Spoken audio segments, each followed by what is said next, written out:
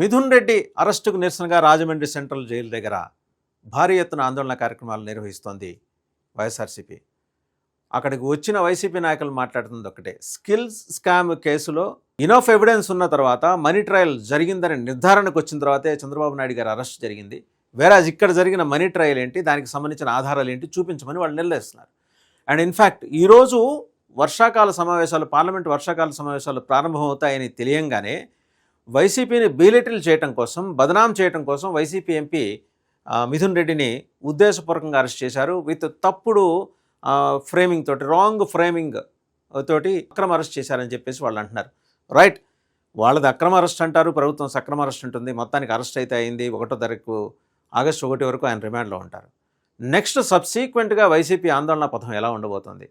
In fact అది తెలుసుకునే ముందు రాజమండ్రి సెంట్రల్ జైలు దగ్గర వాళ్ళ నాయకులు ప్రదర్శన, వాళ్ళు ధర్నా చేశారు, ప్రదర్శన చేశారు, వాళ్ళు మాట్లాడింది కూడా చూద్దాం.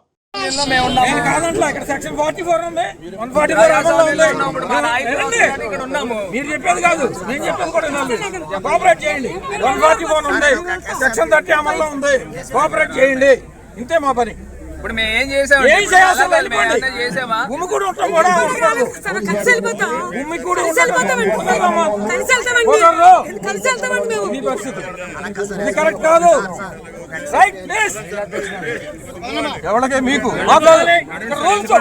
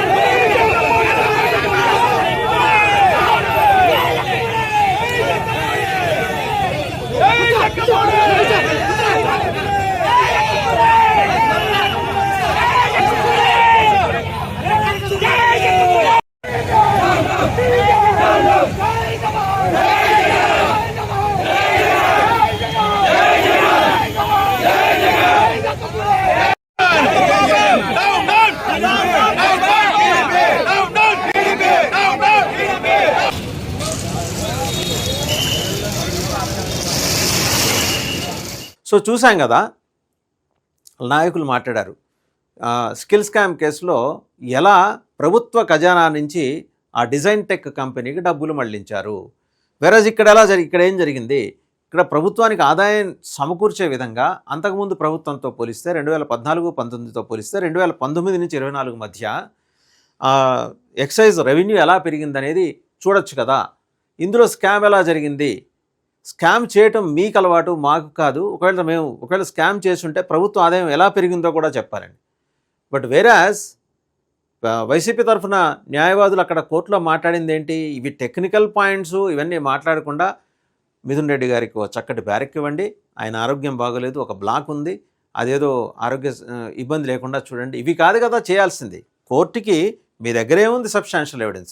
ఒక 70 పాయింట్లు తీసుకొని రిమాండ్ రిపోర్ట్ ఇచ్చారు మిథున్ రెడ్డికి వ్యతిరేకంగా. మరి సిట్ వాళ్ళు ఆ 70 పాయింట్లకు సంబంధించి మీ దగ్గర ఉన్న ఎవిడెన్స్ ఏంటో మీరు చెప్పాలి, మాట్లాడాలి.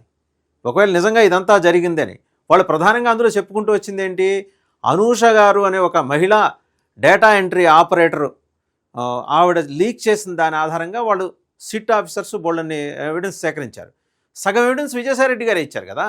మరి అప్పుడు మీ దగ్గర ఉన్న కౌంటర్ డాక్యుమెంట్స్ ఏమున్నాయి, అవి కోర్టుకి సబ్మిట్ చేయాలి. అవి సబ్మిట్ చేయకుండా మిథున్ రెడ్డి ఇన్నోసెన్స్ని అక్కడ ప్రస్తావన చేయకుండా, ఇన్నోసెంట్ అయితే ఆయన ఇన్నోసెంట్ అని చెప్పడానికి కావాల్సిన ఆధారాలు మీ దగ్గర ఉన్నవి ప్రొవైడ్ చేయకుండా మీరు వెళ్ళి అడుగుతున్నది ఏంటి, అక్కడ మీ వైసీపీ లాయర్స్ ఆయనకి మంచి బ్యారెక్స్ ఇవ్వండి అంటే మీరు కన్ఫెస్ చేస్తున్నట్టు, అదర్ వే అరౌండ్ మీరు కన్ఫెస్ చేస్తున్నట్టు ఆయన ఎక్యూజ్డ్ అని. అక్కడ మీరు దొరికిపోయారు.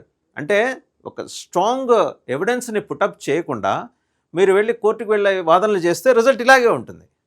సరే, ఇప్పుడైనా సబ్సిక్వెంట్గా మీరు వెళ్లాల్సింది. ఇప్పుడు రిమాండ్ అయింది, వాళ్ళు ఏం అడుగుతున్నారు, కస్టోడియల్ జ్యుడిషియల్ రిమాండ్ అయిపోయిన తర్వాత కస్టడీ అడుగుతున్నారు సిట్ పోలీసులు.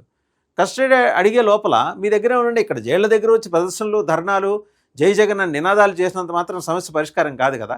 జాతీయ స్థాయిలో మిమ్మల్ని ఎక్స్పోజ్ చేశారు లిక్కర్ స్కామ్ నిందితులు వైసీపీ ఎంపీ అని చెప్పేసి. ఢిల్లీ లిక్కర్ స్కామ్లో ఎలాగైతే కేజ్రీవాల్ అరెస్ట్ జరిగిందో అప్పటి ముఖ్యమంత్రి. ఇక్కడ కూడా మిథున్ రెడ్డి అరెస్ట్ చేయాలి, దానికన్నా వాల్యూమ్ ఇది పెద్దది అంటున్నారు, 3,500 కోట్ల రూపాయలు అంటున్నారు. ఇదంతా ఎలాగా?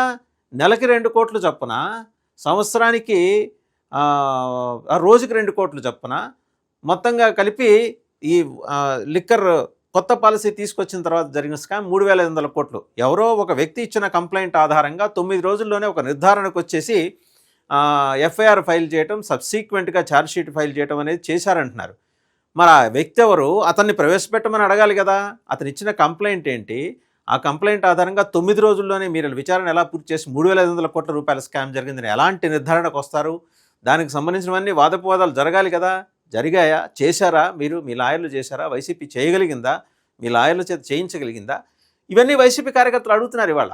అంటే ఎంత వెనకబడి ఉన్నారు లీగల్గా వాళ్ళతో పోలిస్తే, ప్రభుత్వంతో పోలిస్తే అని. అండ్ వాదనలు చేసేప్పుడు మీ న్యాయవాదుల యొక్క విశిష్టమైన నైపుణ్యమో లేకపోతే ప్రజ్ఞాపాఠవాలో ఎవరు క్వశ్చన్ చేయట్లేదు. దాన్ని ఉన్న వాటిని ప్రాపర్గా ఎందుకు ప్రజెంట్ చేయట్లేదని. రైట్, మళ్ళీ అంశానికి వస్తే, దేశవ్యాప్తంగా వైసీపీని బట్టలు ఉడదీసి ఎక్స్పోజ్ చేసే కార్యక్రమం అయితే కూటమి ప్రభుత్వం చేసింది ఈ లిక్కర్ స్కామ్లో. దీని మ్యాగ్నిట్యూడ్ని పెంచి చూపిస్తున్నారు అనే వాదన మీకుంది. అసలు అక్కడ స్కామే జరగలేదనే వాదన మీకుంది. అలాగే స్కిల్ స్కామ్లో ఆ రోజు డిజైన్ టెక్ కంపెనీకి ప్రభుత్వ ఖజానా నుంచి మీ ప్రభుత్వం మళ్లించిందని మీరు అంటున్నారు. అది ప్రూవ్ చేయలేకపోయారు. ఇక్కడికి వచ్చేప్పటికి 3,500 కోట్ల స్కామ్ జరిగిందని వీళ్ళు అంటుంటే, లేదు అలాంటిదేం జరగలేదని చెప్పడానికి కావాల్సిన ఆధారాలు ఏవి మీరు కోర్టుకు సమర్పించలేకపోయారు.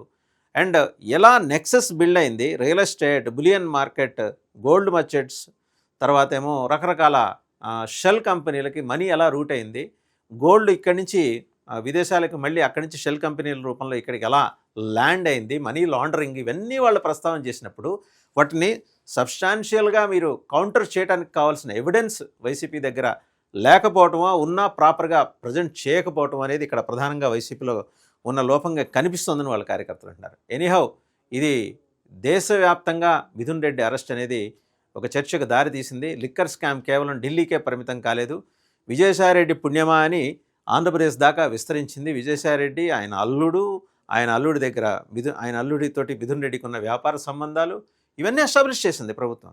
అది వ్యాపార సంబంధమే, దాంట్లో అక్రమ ఆర్థిక సంబంధాలు ఏమీ లేవని చెప్పుకోలేని ఒక నిస్సహాయ స్థితిలోకి మీరు వెళ్ళిన తర్వాత ఈ బ్లేమ్ గేమ్లో మీరు వెనకబట్టం ఖాయం అనేది కార్యకర్తలు అంటున్నప్పుడు మరి వైసీపీ అగ్రనాయకత్వం ఎలాంటి నిర్ణయం తీసుకుంటుందో చూడాలి. One thing is sure, for sure ఏంటంటే అక్కడ జరుగుతున్నది, అక్కడ మనం గమనించాల్సిన విషయం కూడా, ఇప్పుడు పార్లమెంటు వర్షాకాల సమావేశాల సందర్భంగా వాళ్ళకి ముఖ్యమైన ఎంపీ ఆయన్ని ఆంధ్రప్రదేశ్ ప్రభుత్వం, కూటమి ప్రభుత్వం అరెస్ట్ చేసి లోపలేసింది. రిమాండ్లో ఉన్నాడు మీ ఎంపీ అని చెప్పేసి ఢిల్లీ వీధులంతా ప్లకార్డులు పట్టుకొని కూటమి నాయకులు తిరుగుతారు. మీ మొహం ఎక్కడ పెట్టుకుంటారు? ఇది కూటమి నాయకులు మిమ్మల్ని అడుగుతున్న ప్రశ్న. వైసీపీ అగ్రనాయకత్వం ఎలా రెస్పాండ్ అవుతుందో వేచి చూడాలి.